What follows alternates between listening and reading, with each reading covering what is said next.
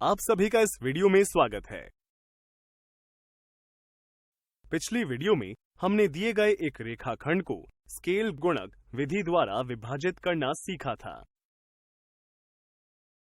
आज हम इसके आधार पर एक दिए गए स्केल गुणक यानी कि स्केल फैक्टर के अनुसार दिए गए त्रिभुज के समरूप एक त्रिभुज बनाना सीखेंगे। त्रिभुज ABC व त्रिभुज MNP समरूप त्रिभुज हैं। आइए इन दो त्रिभुजों के बीच स्केल गुणक ज्ञात करते हैं। आप देख सकते हैं कि दोनों त्रिभुजों की संगत भुजाएं 3:5 में हैं। समरूप त्रिभुजों की संगत भुजाओं के बीच इस अनुपात को ही स्केल गुणक यानी कि स्केल फैक्टर कहते हैं। अब क्या आप त्रिभुजों PQR व XYZ के बीच स्केल गुणक का पता लगा सकते हैं? शाबाश! यहां स्केल गुणक 5/4 है। अब यदि हम कहें कि किन्हीं दो समरूप त्रिभुजों के बीच स्केल गुणक M/N है, तो ऐसे में दो स्थितियां सामने आती हैं।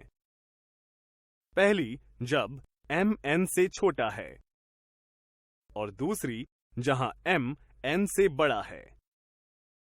आज हम पहली स्थिति में एक समरूप त्रिभुज की रचना करना सीखेंगे। माना एक दिए गए त्रिभुज ABC के समरूप एक त्रिभुज की रचना करनी है, जिसकी भुजाएं दिए गए त्रिभुज की 4/7 हैं, यानी कि स्केल गुणक 4/7 हैं।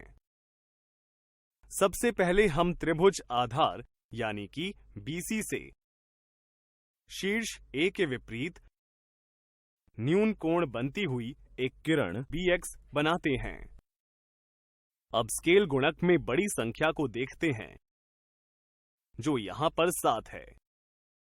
इसलिए हम किरण BX पर एक समान त्रिज्या के साथ चाप B1, B2, B3, B4, B5, B6 तथा B7 इस प्रकार लगाते हैं कि B1 बराबर B1 B2 बराबर B2 B3 बराबर B3 B4 बराबर B4 B5 बराबर B5 B6 बराबर B6 B7 हैं।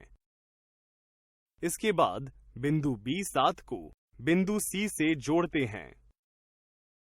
अब हम स्केल गुणक की छोटी संख्या को देखते हैं, जो यहां 4 है। इसलिए बिंदु B4 से रेखा C B7 के समांतर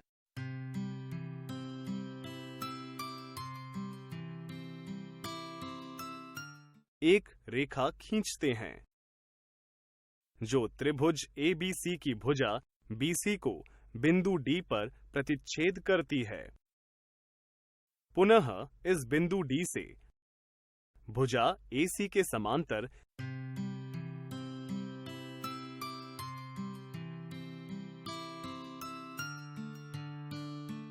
एक रेखा खींचते हैं, जो भुजा AB को बिंदु E पर प्रतिच्छेद करती है, जिससे हमें अभीष्ट त्रिभुज EBD मिलता है, जिसकी भुजाएं दिए गए त्रिभुज ABC की संगत भुजाओं की 4/7 गुणा है।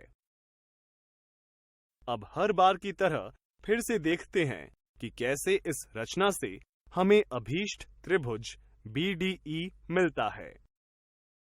हम यहां देख सकते हैं कि भुजा BC का विभाजन किसी रेखाखंड की तरह हुआ है। जैसा कि हमने अपनी पिछली वीडियो में देखा था,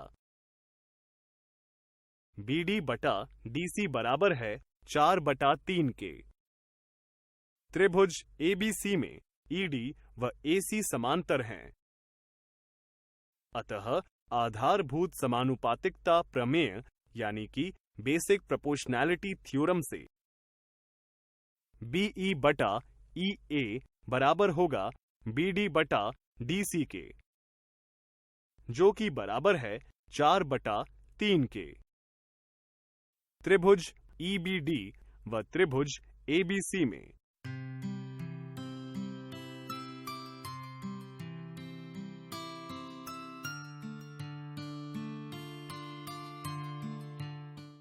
हमें BD बटा BC 4/7 मिलता है।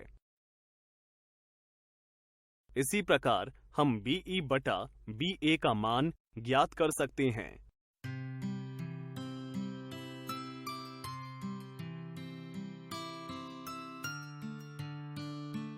इसलिए समीकरण 3 व 4 से हमें BD बटा BC बराबर BE बटा BA मिलता है, जो कि 4/7 के बराबर है।